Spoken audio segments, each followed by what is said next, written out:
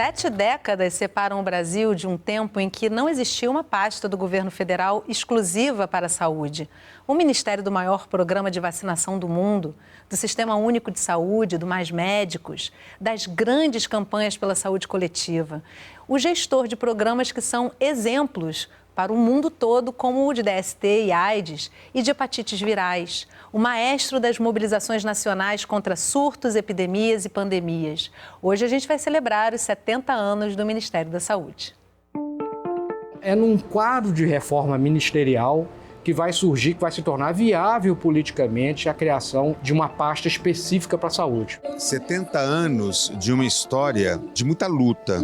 Em 88, a luta pela democracia foi a luta pelo direito à saúde. Ministério que construiu programas que receberam reconhecimento mundial. O único sistema no mundo público que atende mais de 100 milhões de pessoas. Programa Mais Médicos, o Brasil Sorridente, que é a Política Nacional de Saúde Bucal, programas relacionados à saúde da mulher. Estamos unidos na luta pelo SUS, na luta pela democracia.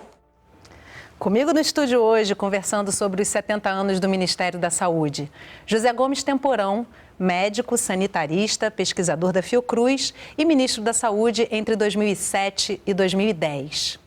Gilberto Rockmann, pesquisador da Casa de Oswaldo Cruz. E Carlos Fidelis Ponte, presidente do Centro Brasileiro de Estudos de Saúde, o SEBS.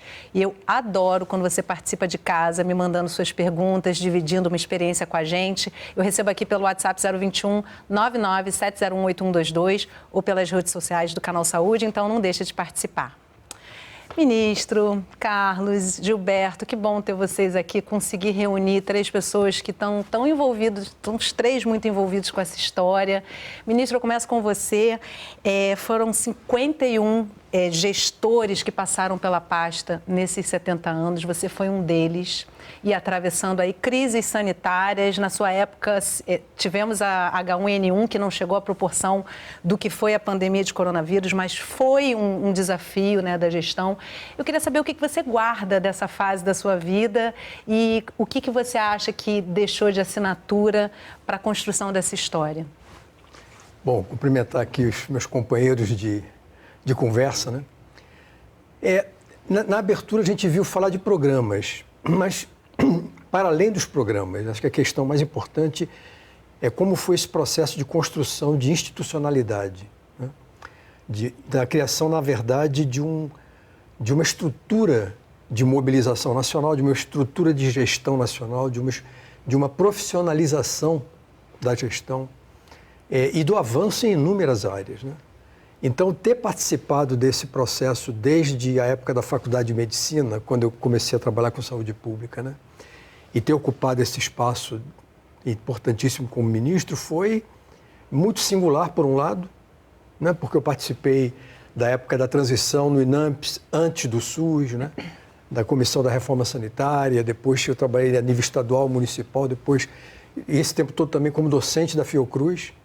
E ter chegado a ministro foi uma singularidade no sentido de que foi um quadro da reforma sanitária que chegou lá. Agora nós temos a ANISE e tivemos outros, enfim. Mas eu queria chamar a atenção também para uma outra questão, que a gente está demarcando assim, um momento, né? 70 anos. Na verdade, tudo começou muito antes. Isso vai ser falado aqui, não é? Você pode dizer, o Oswaldo Cruz talvez tenha sido o primeiro ministro da Saúde, não é? Uhum. Enfim, e existiam instituições e estruturas pré-ministério que tiveram um papel fundamental nessa história também, não é? Então, acho que hoje seria muito legal aqui a gente conversar um pouco sobre como é que foi esse processo de construção, né? Como é que ele se deu, as rupturas que aconteceram mais recentemente e como é que está se dando agora esse processo de reconstrução, liderado pela Nízia, primeira mulher ministra da Saúde. Que coisa boa, né? A gente celebrar essa data com isso e também pensando aí que esses programas são só a pontinha do iceberg dessa história, né, Temporão? Carlos, o SEBS faz parte dessa história, sempre esteve ali presente na construção, na reforma sanitária. Queria que você trouxesse um pouquinho do quanto se o Ministério da Saúde se mistura com o SUS, na medida em que o SUS é estabelecido como um programa, o maior programa democrático, será que a gente pode chamar assim, do Brasil, né? Qual é a importância e em que medida eles dois se misturam? Qual é a importância dessa relação e em que medida os dois se misturam? Gilberto, Temporão. Eu queria começar falando assim que o SEBS tem uma participação importante, né, porque ele está lá na origem do movimento pela reforma sanitária e aí existe uma conexão de duas linhas paralelas que marcam a história da saúde no Brasil. Uma segue a linha da assistência médica, muito pautada pela medicina previdenciária, que hoje estão nos planos de saúde, e a outra das ameaças coletivas que ficava a cargo do Ministério da Saúde e Educação, né? E que ficou a cargo do Ministério da Saúde até se juntar no SUS. Né? Então, esse momento, o Ministério passa a ser a outra coisa a partir da Constituição de 88, em que se permite que essas duas linhas paralelas, elas encontrem um ponto de encontro, né? Se bem que a gente tem problemas, né, nessa junção, né, com o setor privado ainda, ao meu ver, fazendo um dreno dos recursos públicos. Mas eu queria marcar nessa conversa essa coisa paralela e que se une nesse momento e que nos coloca desafios para frente, depois, principalmente, dessa última gestão em que a gente está saindo de terra arrasada. A ministra Nízia está tendo um trabalho descomunal e brilhante no que está fazendo, né, de reconstrução de tudo que a gente viu aí depois da pandemia, dos mais de 700 mil mortos e todas as barbaridades que nós vivemos. Gilberto, vou trazer um pouco de cada uma dessas colocações para você. A Anísia vem da casa de Oswaldo Cruz, vem da Fiocruz, vem da história da reforma sanitária, como o Temporão bem mencionou. Nesse momento histórico, como é que você vê a primeira mulher e também uma pesquisadora, uma cientista da ciência social, né, chegando ao Ministério da Saúde? Que momento histórico é esse? Eu acho que, enfim, é um prazer estar com meus colegas e amigos aqui. Eu acho que ela coroa, de uma certa maneira, também um longo processo, né? Talvez a gente possa pensar em 120 anos de luta por um Ministério da Saúde, se você pensar em Oswaldo Cruz, como o Temporão chamou atenção. Então, é um longo processo, complexo, né? E que acompanha, tem 70 anos do Ministério, mas tem uma história mais longa e acompanha as mudanças radicais na sociedade brasileira, como, enfim, com Oswaldo Cruz, Chagas e outros, até a década de 70, um Brasil rural para um Brasil urbano. Então, portanto, é um trajeto que tem que responder a dinâmicas de mudanças da economia brasileira, de mudanças demográficas, mudanças epidemiológicas e mudanças também do ponto de vista, enfim, da compreensão do que é saúde. Eu acho que Nízia, como socióloga, historiadora, que também se dedicou a pensar o Brasil, né, do ponto de vista histórico e da formação social brasileira, é uma presença importante, inovadora, não só como uma mudança no sentido de gênero, quer dizer, uma mulher, mas também de uma pessoa capaz de refletir sobre o Brasil. E eu acho que essa experiência histórica, longa, ela tem que ser demarcada também pelo fato que é a partir de 85, 86... que saúde e democracia conversam, né? Eu acho que esse é o ponto que eu queria. E hoje é até estranho pensar como não conversavam antes, mas né? não conversavam. Então, eu acho que isso é importante também, dizer, nenhuma das proposições de ministério, de políticas de saúde, de previdência, assistência médica, até final dos anos 70, né, conectavam saúde e democracia. Seria possível resolver as questões sanitárias em qualquer ambiente, ou pelo menos democracia não era um valor, né? E hoje é. Então, esse ministério hoje, né, apesar de 120 anos de trajetória e mais de 70 institucionais, ele é também uma mudança radical na compreensão dessas relações. Sim. E vamos refletir sobre isso ao longo do programa com duas reportagens, aí já começando com a primeira. Como seria se não houvesse um ministério exclusivo para cuidar da saúde pública? Passados 70 anos, parece até difícil imaginar, mas a criação do Ministério da Saúde foi resultado de um movimento intenso e muita história anterior. A data de criação é 25 de julho de 1953, mas essa é uma história que começou muito antes desse período. Ela se situa, na verdade, no ambiente da Primeira República, né, no contexto dos anos 10 e anos 20. A percepção de que o interior do país era um país adoecido, isso começa a circular em periódicos, em eventos, né, em livros, em artigos, né, começa a se construir uma imagem de que o Brasil era um país doente, né? E, portanto, para enfrentar esse país doente, a gente precisava de aparelho do Estado, a gente precisava de intervenção estatal, né? De políticas públicas, né? Então, nesse contexto dos anos 10 e 20, começa uma discussão muito potente, né, entre uma elite de sanitaristas e também de políticos em favor de criação de um Ministério da Saúde. Belisário Pena, Carlos Chagas, entre outros nomes importantes, fizeram parte desse movimento que culminou na década de 20 na criação do Departamento Nacional de Saúde. Houve muitas resistências, né, no âmbito político para a criação de uma pasta da saúde, né? Porque os estados entendiam que isso era uma forma da União interferir nos seus domínios, né? Então, essa ideia de uma pasta para a saúde, ela não vai adiante. Se cria uma estrutura política administrativa que é considerável para a sua época, mas não é um Ministério da Saúde. Até que na década de 30 é criada uma pasta para a saúde, só que compartilhada com a educação. E é apenas em 1953 que a ideia de um ministério voltado exclusivamente para a área da saúde sai do papel. É num quadro de reforma ministerial que vai surgir, que vai se tornar viável politicamente a criação, em julho de 53, de uma pasta específica para a saúde. E numa trajetória de conquistas, a construção do SUS teve forte participação no fortalecimento do Ministério da Saúde. O Ministério da Saúde que a gente conhece, presente e atuante na saúde pública, né, que a gente conhece em nossos dias, ele, portanto, tem a ver com o domínio do Sistema Único de Saúde. Esse foi o Ministério da Saúde possível com a construção do SUS. E com a construção de políticas fundamentais. Cito algumas, como, por exemplo, o programa Mais Médicos, que nós estamos restituindo agora, colocando aí 57 mil novas equipes e serviços à disposição da sociedade brasileira.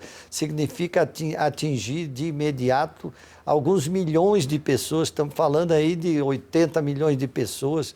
O Brasil Sorridente, que é uma política nacional de saúde bucal, que agora virou política de Estado, ela está inserida a partir de agora como acréscimo à Lei Orgânica da Saúde, a Lei 8080, portanto ela é obrigatória.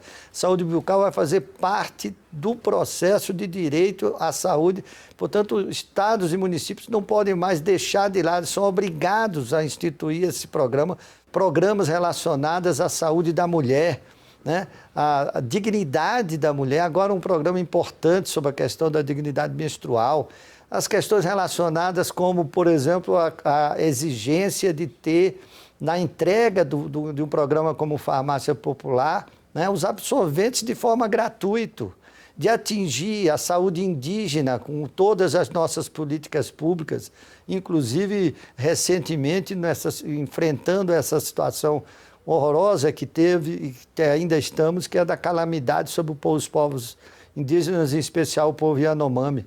Iniciativas na atenção primária, para todos os segmentos geracionais, na atenção especializada, a redução de filas tanto de cirurgias como de consultas. Nesse percurso de conquistas e desafios, marcado recentemente pela posse da primeira mulher ministra da Saúde, a expectativa pelo fortalecimento das políticas de saúde é alta e dialoga com a importância da participação social na construção e manutenção do SUS. Viva a participação social do SUS, porque ela é um mecanismo democrático, né? Ela tem uma dimensão ética democrática, mas ela também tem uma dimensão de tornar as políticas mais inteligentes. Ela tem, portanto, uma dimensão técnica, né, que é tornar as políticas mais viáveis, mais azeitadas, né, àquele que interessa, que é o usuário do sistema de saúde. E olha, já volto aqui trazendo algumas mensagens da nossa audiência. Quero agradecer você que está em casa. Se você ainda não mandou a sua participação, encaminha aqui logo para a gente. Eu trago aqui primeiro uma mensagem da Rita Bibi. Rita, beijo para você. Ela manda de Mogi das Cruzes, encaminhou para a gente pelo WhatsApp. Parabéns ao nosso Ministério da Saúde, do SUS, sempre resiliente, verga, mas não quebra. Rumo à reconstrução. E o Rodinei, beijo Rodinei, que bom ver você aqui de novo, ter você aqui com a gente. Ele encaminhou para a gente pelo WhatsApp uma mensagem para você, ministro. Ele diz assim: que prazer ver o ex-ministro Temporão participando do debate. Trabalhei no gabinete dele quando ele passou pelo INAMPS em 1985. O Rodinei é um telespectador que está sempre aqui com a gente.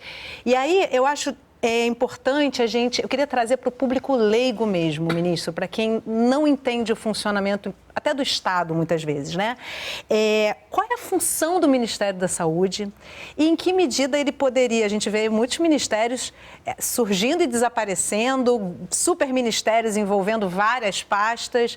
É possível hoje extinguir o Ministério da Saúde? Seria impensável, não é? Mas é interessante para quem está nos assistindo entender o seguinte, quer dizer, lá atrás, né, a saúde era vista, digamos assim, havia uma certa cisão, né, entre o que se pensava como doenças de impacto coletivo, né, como a tuberculose, a malária, a doença de Chagas e outras patologias, de um lado, e então era um Brasil mais rural, que sofria com essas patologias, e o cuidado individual, né? Adoeceu, precisa de um médico, precisa de um serviço, que estava muito mais ligado, naquele momento, lá atrás, nos anos 20, 30 do século passado, à questão urbana, à questão sindical, né? Na verdade, o Rio de Janeiro o Rio de Janeiro e São Paulo assistiram greves importantíssimas dos anos 10 e 20, e o resultado desse grande movimento sindical de esquerda, anarquista, comunista, foi a criação das caixas de aposentadoria e pensões, que depois vão dar origem aos institutos e lá na frente ao INAMPS. Ou seja, quem tinha emprego garantido, formal, vinculado, tinha acesso a uma determinada assistência. Então, esses dois mundos completamente distintos, só fazendo parênteses, é importante chamar a atenção que mesmo essas campanhas verticais de controle das grandes endemias surgiram iniciativas bem modernas, né? Importantes como a Campanha Nacional de Saúde Mental, a Campanha Nacional de Combate ao Câncer, né? Que mais à frente foram muito importantes na construção do novo ministério. Então, e de um lado a participação social também, que seria o terceiro elemento. Veja bem, o Brasil faz conferências de saúde desde os anos 40 do século passado, mas eram conferências limitadas à burocracia do Estado, a especialistas e ponto, né? E na oitava, exatamente, o primeiro momento que a sociedade participa, né?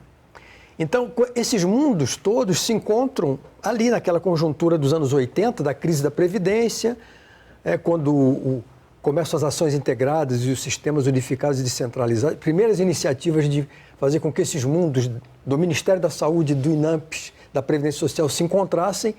E em 88, essa síntese, digamos assim, superior, se me permitem, né, ela encontra abrigo ali, está expressa no artigo 194 da Constituição, que é brilhante, que é sensacional, na saúde, um direito de todo dever do Estado, através de políticas econômicas e sociais.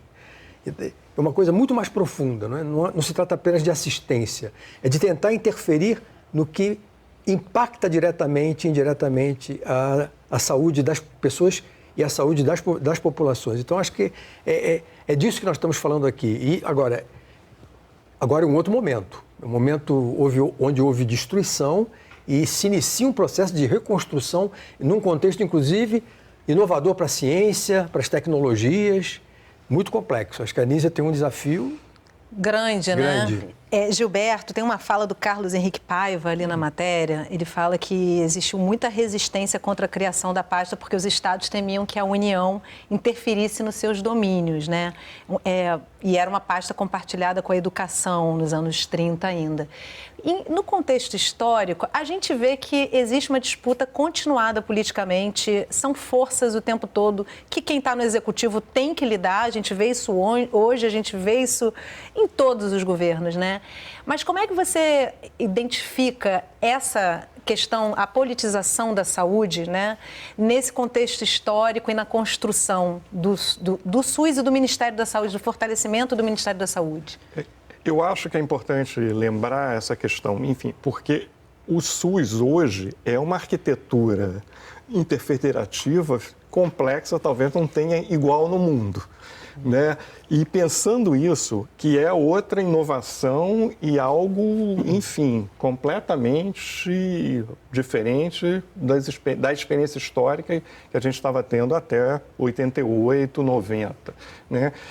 Pensar que, primeiro, a dificuldade na chamada República Velha com a criação de mais um Ministério da Saúde ou da Saúde Pública tinha a ver com o fato que era uma Constituição republicana federativa radical, autonomia dos Estados. Então, pensar em qualquer intervenção, né, do Estado Nacional da União sobre os Estados, a não ser em casos de epidemia, era impensável. O Ministério da Saúde era visto como uma ameaça. Nos anos 30, quer dizer, numa situação não tão democrática, né, com Vargas, a criação da educação, no Ministério da Educação e Saúde, ela permitia, na verdade, já, né, um avanço sobre a situação anterior, ainda que Temporão, com razão, lembrou que o filé mignon da assistência médica estava no Ministério do Trabalho, Indústria e Comércio, né, onde estavam os institutos de previdência, que eram direitos para quem tinha inserção formal no mercado de trabalho, e a saúde ficava com o restante. É essa dualidade que chamou a atenção, que vai ser tensa até os anos 80. Então, você tem uma tensão importante, até porque os grupos que tinham, vamos dizer, mais direitos, era uma cidadania desigual. Se você tinha carteira de trabalho, você tinha direito. Se você não tinha carteira de trabalho, você não tinha direito. Se você já não tem nada, vai ficar sem nada mesmo, vai ficar, né? Com as políticas, enfim, essas mais coletivas. Então, isso era muito tenso e, obviamente, na experiência democrática, que vem em 45, 46, dizer, fica mais claro que, obviamente, que grupos, as corporações, os sindicatos não tinham interesse naquele momento de abrir mão, né, dos seus hospitais. O Rio de Janeiro, você passeia pelo Rio de Janeiro, é história. Então aí, os grandes hospitais, que eram dos institutos. Então, a ideia de junção sempre foi muito complexa. E mesmo os médicos também não se viam, né, os médicos da saúde pública, sanitaristas, e os médicos que atendiam a Previdência. Também havia uma resistência em relação a esses papéis. A criação em 53, ainda que tivesse uma proposta de reforma administrativa do governo Vargas, isso lembra também situações do mundo da dimensão da política democrática, né? O Vargas, em algum momento, precisou abrir espaço no seu ministério para os grupos do Amaral Peixoto, do antigo PSD, né, aqui do Rio de Janeiro, e, portanto, ainda que fosse uma reivindicação histórica, né, a decisão política de criar um ministério pontual, né, não que não tivesse uma história, não é só isso, deixando claro, foi uma decisão que você precisava de abrir espaço para incorporar mais grupos políticos naquele momento, quando Vargas já estava num processo de crise. O primeiro-ministro foi Miguel Couto Filho, ligado aqui ao senador fluminense, filho do grande clínico Miguel Couto. Esse é um processo, só que isso tem consequências, né? As consequências foram, com o Ministério, né, ele vai se robustecendo ao longo do tempo. Grandes campanhas de endemias rurais, né, campanhas de erradicação da malária, da varíola nos anos 60, com a criação do PNI em 73, né, que vão fazer 50 anos. Então, quer dizer, as consequências das decisões não têm a ver, necessariamente, não são antecipadas por aqueles que decidem. Então, um ministério, ainda que ele é completamente reformado, né, a partir da criação do SUS, ele estava crescendo nas suas camadas ao longo desse tempo. Fidelis, tenho aqui uma curiosidade da eterna estudante de história. Eu acho essa história do SUS, da saúde pública do Brasil, fascinante, assim. Ali, véspera da criação do SUS, final dos anos 80, início dos 90, debate democrático acontecendo no meio ainda de uma ditadura que chegava teoricamente ao fim, né, de uma hora para outra, assim. O Ministério da Saúde já existia e tinha sua força, tinha seu lugar. Onde é que ele estava nessa discussão de construção do SUS? Como acho que o Temporão já abordou aqui, havia uma crise também na Previdência, né? Já se percebia que a Previdência não iria dar conta do que tinha que fazer, e existia a ideia, já desde 86, pelo menos já maturada na 8ª Conferência, de se instituir um sistema único. Ele vem sendo ensaiado, o SUDES, ele vem sendo ensaiado bastante. Nesse aspecto, eu queria levantar uma outra questão. É a mudança do conceito de saúde. Né? Que é super importante, essencial, né, para a criação do SUS. E isso tem tudo a ver com a exclusão. Porque se você notar no antigo sistema, como se disser aqui, você tem uma carteira de trabalho, você tem acesso ou não. Populações, um grande contingente da população brasileira não tinha carteira de trabalho. Cito, por exemplo, as empregadas domésticas e todo o campo. Né? Então, essa era uma população de excluídos. Né? A maioria, né? A grande maioria de excluídos. Então, isso era um problema. Né? O SUS, ele começa, quando ele junta, ele tem que dar conta de um passivo enorme, né? Mas ele é muito bem estruturado porque ele tem orçamento, assim como toda a Seguridade Social estava lá estabelecida onde sairia as fontes. Ele não é uma coisa idílica, sem apoio estrutural. Ele estava muito bem estruturado. E a ideia de que a saúde é um bem ligado a um direito humano, né? Não é um bem privado que se adquire, não é uma coisa do consumo, né? Está por trás da ideia do SUS. Né? Que tá ali. Eu lembro do discurso do Aroca na 8ª Conferência, dizendo que a saúde não é só a ausência de doença, né? A saúde é o bem-estar físico, psicológico, bem-estar social. E ele acrescentava, inclusive, falando do professor Sinamon, falava da ausência do medo do abandono, do medo do desemprego, do medo da violência. Maravilhoso, né? Imagina chegar, no primeiro momento, trazendo isso, quanto que não era impressionante, né? Isso é uma coisa, assim, fundamental e que a gente vive aqui, mas eu estive num congresso na Argentina e eu ouvi de uma colombiana dizer: o conceito de vocês, a ligação com a democracia é fundamental. A gente vai na esteira de vocês, porque no meu país ainda está muito ligado à assistência médica, saúde reduzida à assistência médica, né? E saúde reduzida a um direito privado que se adquire no mercado. Né? Isso o SUS coloca de forma totalmente nova, né? E incorporando esse contingente abandonado, esse contingente enorme de excluídos. Então, é uma proposta fantástica, né? Uma fofoca que eu descobri outro dia, assim, eu digo para você. Ao vivo, né? Preste atenção. Parece que Écio Cordeiro, antes do SUS, ele baixou uma portaria dizendo que não precisava mais mostrar carteira de trabalho, nada. Então, ele, por portaria, ele já, isso me contou a Ana Tereza, né, do SEBS, por portaria ele já incorporava essa... Foi a decisão do Valdir Pires, que era o ministro da Previdência, o Ézio era o presidente do INAMPS, e é importante saber isso, exatamente, que às vezes o que aconteceu de inovador naquela conjuntura é que até ali os recursos da Previdência eram proibidos, por exemplo, de financiar de qualquer forma a assistência universal para os estados e para os municípios. E com essa medida de que deixava-se de exigir a apresentação de documento de identidade para ser atendido na rede própria do INAMPS. Foi revolucionário. Ali, essa conjuntura muito rica e pouco conhecida e pouco estudada, que vai de 80 até 88, né? Quer dizer, da crise da Previdência e dos primeiros arranjos de pactuação, o esboço de tripartite, o esboço de conselhos estaduais, de conselhos de saúde, tem início ali. Claro que depois, sob a liderança de Aroca e do Ézio Cordeiro, a gente entra numa nova conjuntura.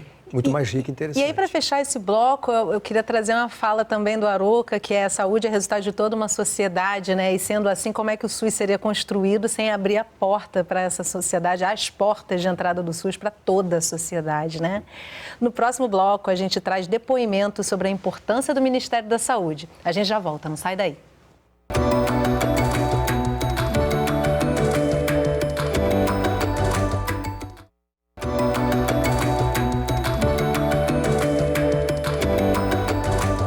O Sala de Convidados está de volta conversando sobre os 70 anos do Ministério da Saúde. Comigo no estúdio para essa conversa, José Gomes Temporão, médico sanitarista, pesquisador da Fiocruz e ministro da Saúde entre 2007 e 2010. Gilberto Rockman, pesquisador da Casa de Oswaldo Cruz.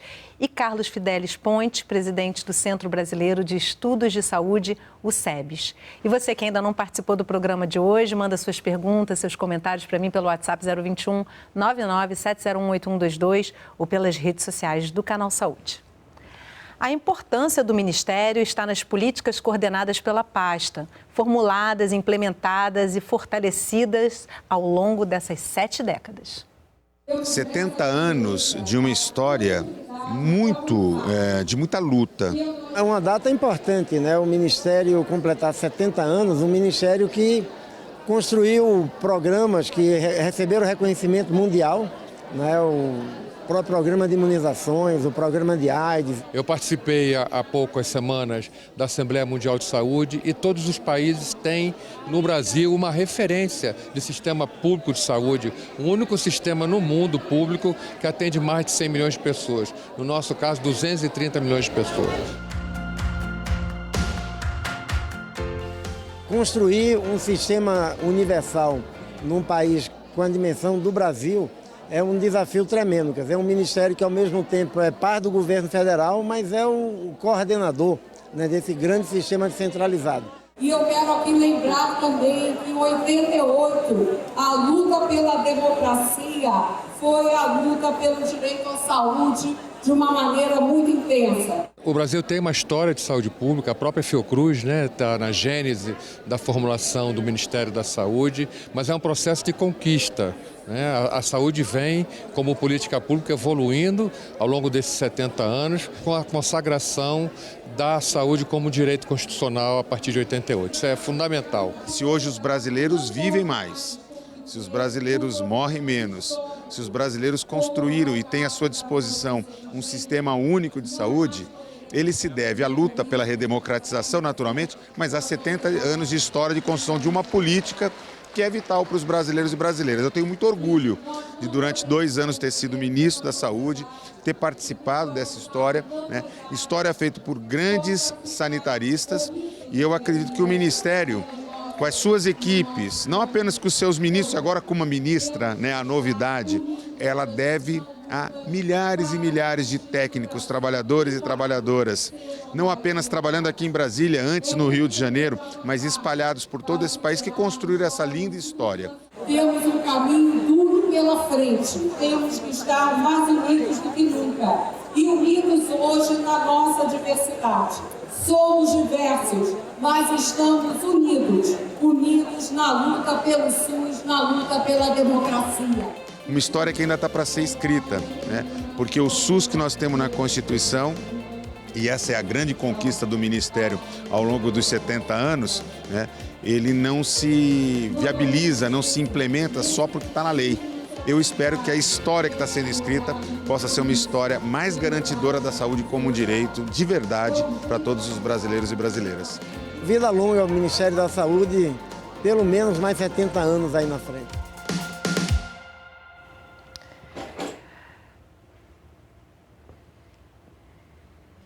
Temporão, essa fala do Chioro é muito interessante, né? Quando ele fala assim, não basta estar na lei, tem que fazer cumprir, tem que colocá-la em prática. E a gente viu durante a pandemia, de fato, isso em risco, né? A coordenação do Ministério da Saúde não aconteceu da forma como deveria e foi necessário realmente que a sociedade se reunisse em torno disso, as organizações como o SEBS, como a Brasco, como a Fiocruz, se mobilizassem para justamente fazer acontecer esse diálogo com as gestões estaduais e municipais.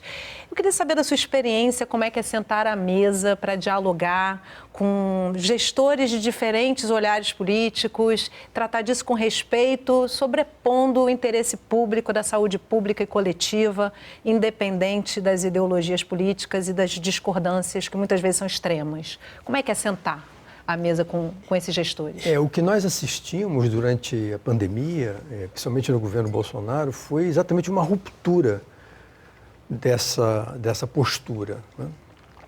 Desde 88, que o SUS é construído de maneira coletiva, articulada, né? A União, Estados e municípios, né? E com o controle social, o Conselho Nacional de Saúde, os conselhos estaduais, as conferências, quer dizer, esse foi um modelo, um modus operandi que atravessou inúmeros governos de várias nuances ideológicas, né? Mais à direita, mais à esquerda, sem nenhum problema. Mas agora houve uma ruptura. Ou seja, num momento de crise aguda, o governo Bolsonaro faz uma leitura de que, na verdade, tudo que a ciência e a saúde pública recomendavam para enfrentar aquela situação extremamente grave eram desnecessários. E ele se omite.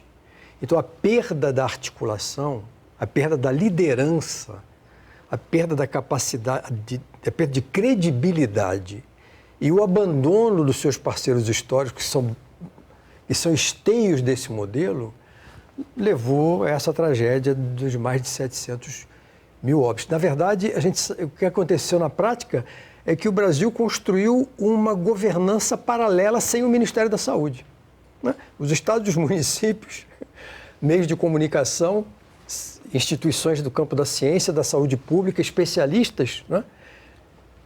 Construíram outro modelo. Eu diria que durante o governo Bolsonaro, o Ministério da Saúde, além de ter feito muito mal à saúde pública, que é um paradoxo, né?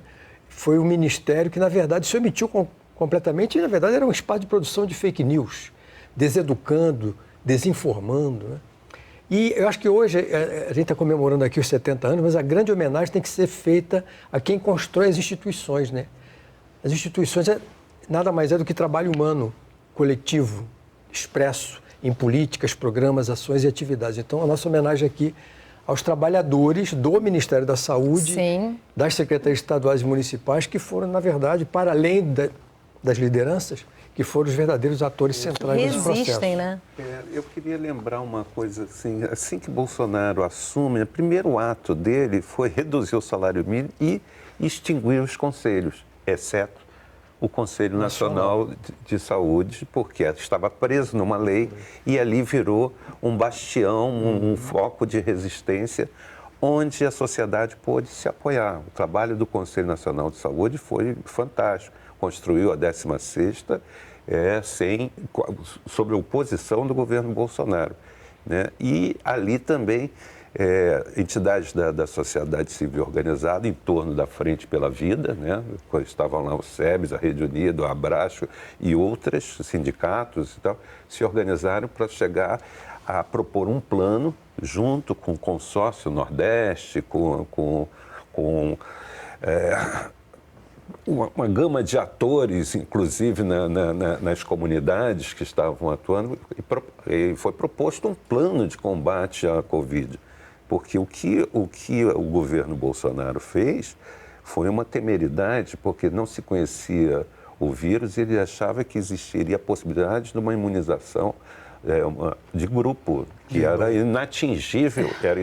Ia morrer muita gente, e você colocava os vulneráveis sob risco e não se sabia, e se provou depois, que o fato de você pegar a Covid não lhe conferia imunidade. Agora, poderia, sim, fazer com que o vírus circulasse, né? E isso gerasse variantes que poderiam escapar da vacina. Então, é uma temeridade completa. É inacreditável que a gente tenha vivenciado isso agora, fora, né? Coisas bárbaras que a gente assistiu, como pessoas morrendo sem oxigênio ou sem medicamentos para sedação de intubação. Isso é uma coisa assim... Agora, Carlos, só pasme que o Pazuello o Pazuello não, o Queiroga, que foi um dos líderes desse processo de destruição da saúde pública brasileira, vai lançar um livro agora de memórias desse período, cujo prefácio é do Bolsonaro. E a Associação Paulista de Medicina, a meu ver, de maneira vergonhosa, vai sediar esse evento. Quer dizer, mas vai ser interessante do ponto de vista antropológico, mas que confunde, sociológico confunde, e político, né? O que ele vai dizer que fez a melhor gestão de saúde de todos os tempos. É o que ele tem dito, aliás. Mas é no que a gente está vendo Agora, muito se basear, né? Na retórica, eu acho né? um ponto também, por um lado, quer dizer, tem essa tragédia, né, que a gente assistiu, né? Por outro, quer dizer, a pandemia permitiu uma certa, eu acho, uma redescoberta do SUS, num certo momento, pela vacina, quer dizer, inclusive setores de classe média que sempre se ausentaram, né, obviamente com seus planos privados do sistema público, né, de uma série de maneiras, de repente se deram conta, né, que vacina gratuita, acesso, né? Isso era o SUS, né? Aqueles postos de saúde, as unidades básicas. A grande mídia também, né, Gilberto? Que de repente que só dá... se curvar. Teve. Então,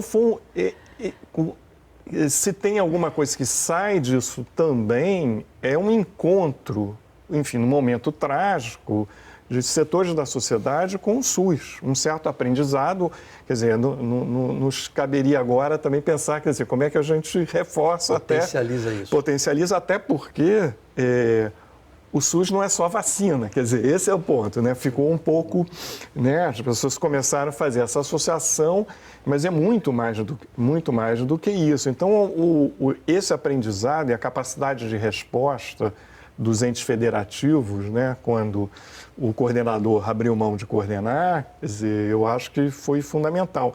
Então, eu queria dizer assim, quer dizer, o SUS, quer dizer, a ideia de reforma sanitária, uma vez eu até me incomodava um pouco, reforma sanitária com maiúsculas, como alguns colegas escrevem.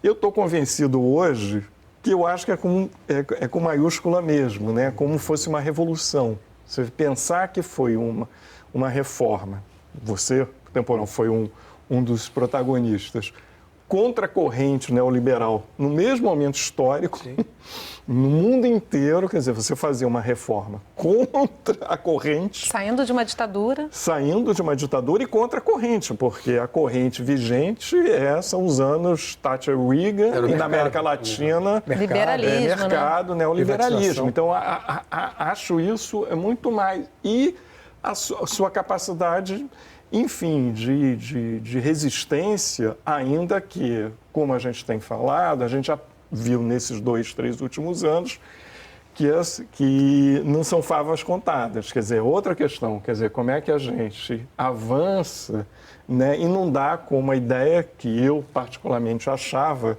que estávamos tranquilos no mundo democrático com o SUS e que isso seria inatacável. A gente viu que não. Então, acho que agora a tarefa histórica da sociedade brasileira, né, organizada, é justamente fazer com que o que a gente viveu não se repita. E a democracia é fundamental, como você colocou, para esse processo. E perceber a saúde como central na democracia, né? Enquanto vocês estavam falando, várias coisas me vieram aqui à cabeça, assim, por exemplo, como teria sido, como foi esse debate, tem até alguns documentários que tratam disso, na Constituinte, né? Na Assembleia Constituinte, imagina quantas forças querendo impedir que, de fato, isso acontecesse. E a questão da vacina, né, Gilberto, que muitas vezes, assim, é comum as pessoas falarem assim, eu não uso SUS, eu tenho plano de saúde. Eu falo, você não toma vacina? Aí a gente vai para a vacina, né? Mas tem a vigilância sanitária, aí a pessoa para e pensa assim, se não existisse o SUS, o seu plano de saúde teria um outro preço, né? Começa daí, né? Então, assim, refletir sobre isso. E tem mais, 95% dos transplantes de órgãos no Brasil são feitos pelo SUS. Exato. Medicamentos de alto custo para doenças crônicas são fornecidos pelo SUS. Né? 90% das sessões de hemodiálise são garantidas pelo SUS.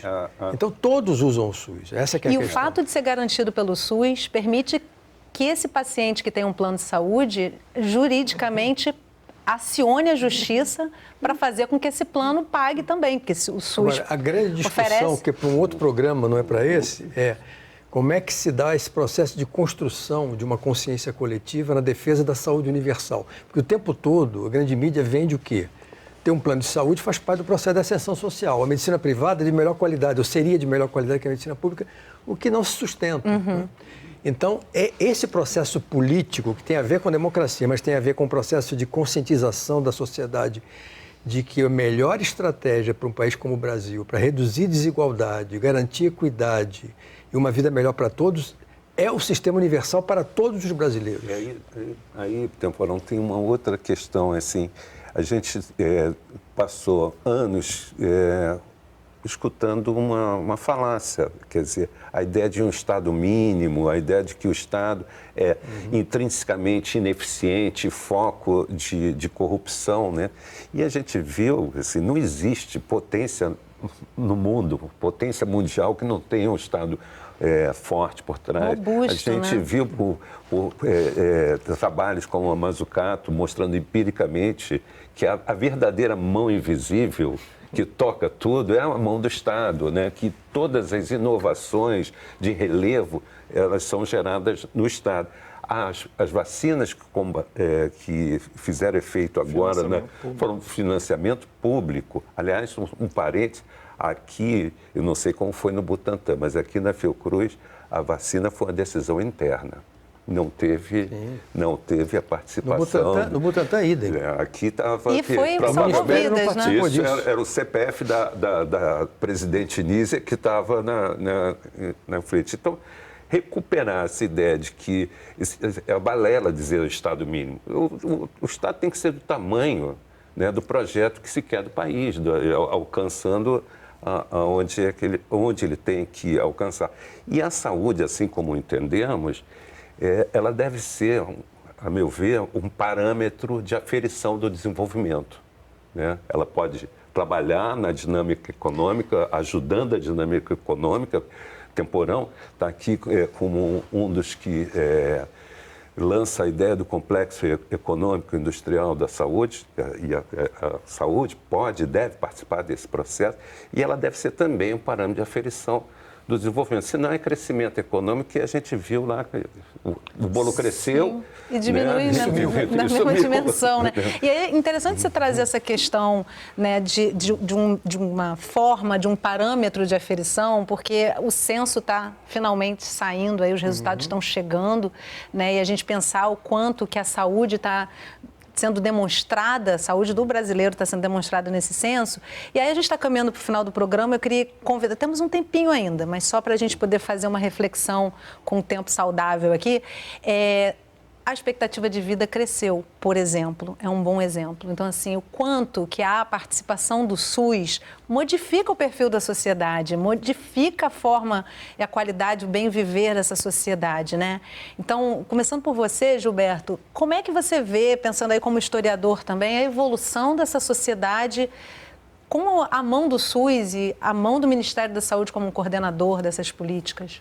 Eu acho que você tem, enfim, conquistas históricas ao longo do tempo. A gente pensar que mesmo que tenhamos problemas ainda, né, de doenças infectoparasitárias, elas foram reduzidas, mesmo que erradicações não tenham sido conseguidas, né, algumas doenças desapareceram, né, com um processo, né, de ação do Ministério da Saúde, com suas campanhas, há muito tempo, desde os anos 50, principalmente, com projetos de desenvolvimento, né, e combate às endemias rurais, né.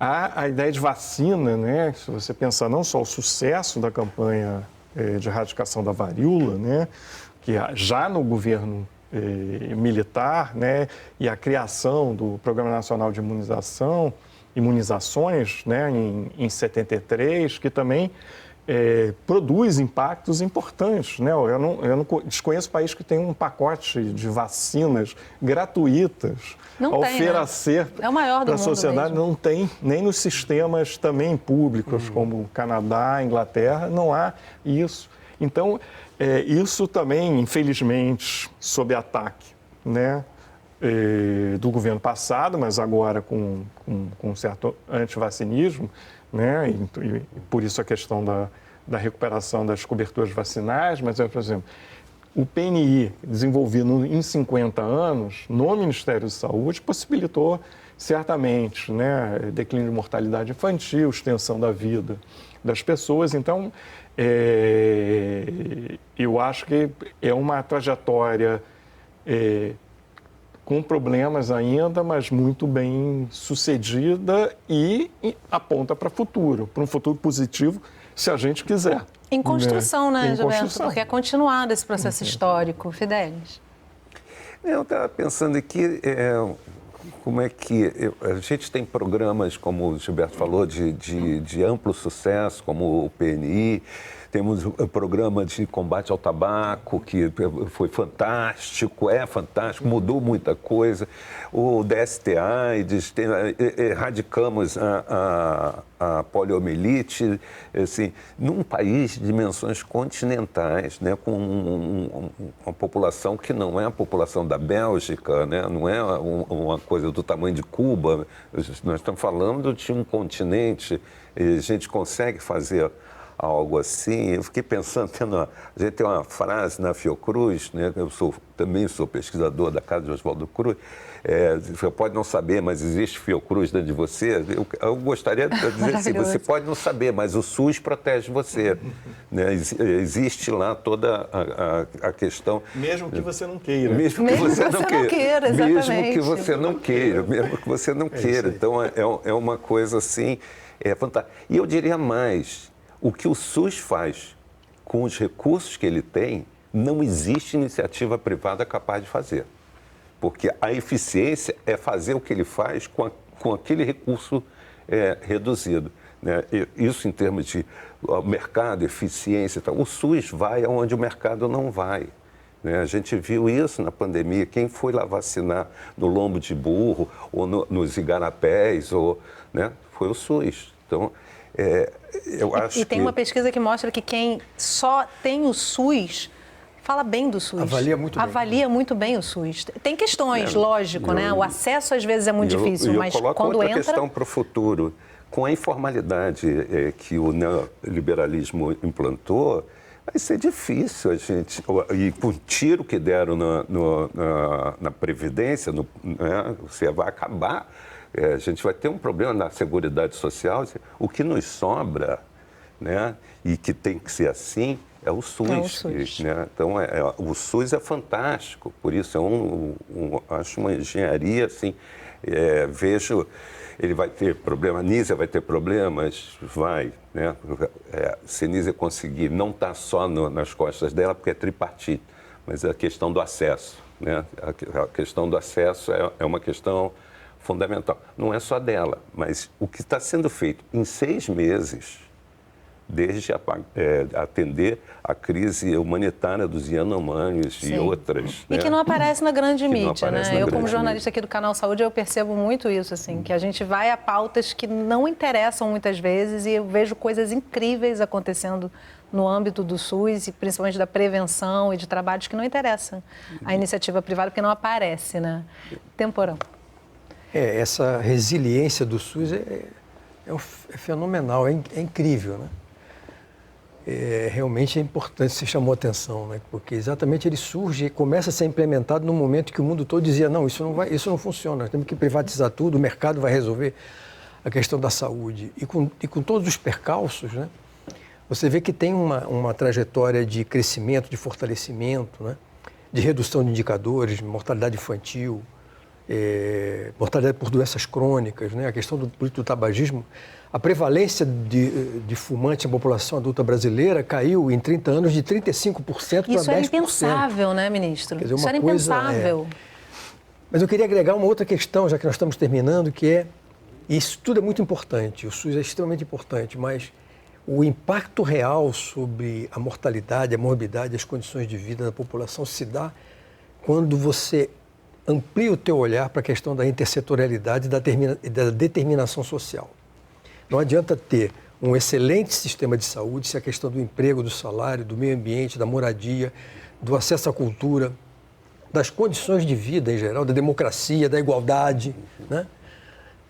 Se isso não se expressa em políticas onde, e a Nízia está puxando muito esse discurso de maneira muito importante, inclusive trazendo de volta a Comissão Nacional dos Determinantes Sociais da Saúde, quer dizer, começar a construir políticas. Eu me lembro que na minha época eu e o Tasso Gento discutíamos por que a política de segurança não pode estar dialogando na saúde da família, na comunidade, porque o agente comunitário entra na casa das pessoas, ela pode detectar precocemente situações de risco, de vulnerabilidade de uma mulher, de um adolescente, de uma criança.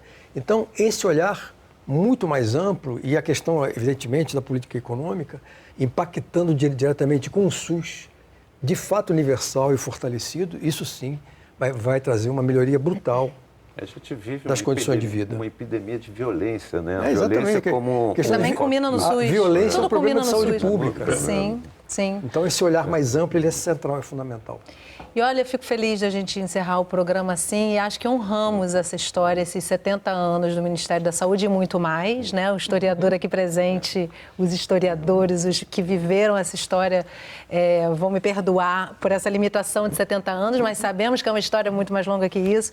Acho que honramos essa história com essa conversa maravilhosa com vocês três. Muito obrigada pela presença de vocês aqui com a gente e vamos voltar a honrar essa história inúmeras vezes, porque ela ainda está longe de terminar, acho que nunca vai terminar, né? Que a gente não consegue viver sem ela. E obrigada a você que acompanhou o programa de hoje aqui pelo Canal Saúde, ou um dos nossos canais parceiros. Se você quiser compartilhar essa conversa, entra lá no site do Canal Saúde, você vai encontrar um acervo com a nossa programação completa.